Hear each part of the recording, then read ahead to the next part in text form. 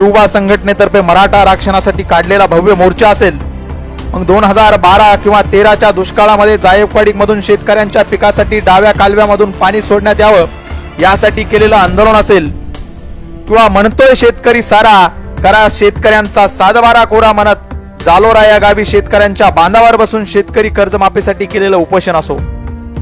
जालन्याला शिवपुत्र संभाजी महानाट्य आयोजनावेळी त्यांची घेतलेली मेहनत झालेली त्यांची फरफड असो,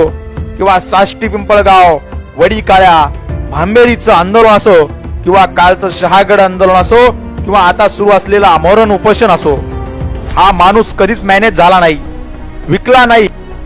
अरे आतापर्यंत समाजासाठी लढणारे कित्येक नेते कधी सायकलून फिरता फिरता फॉर्च्युनर मधून फिरायला लागले आम्हालाही कळालं नाही, पण समाजासाठी लढता लढता स्वतःची 15 एकर जमिनीचा 7 वारा 2 एकर वर आला तरी हा माणूस थांबायला तयार नाही.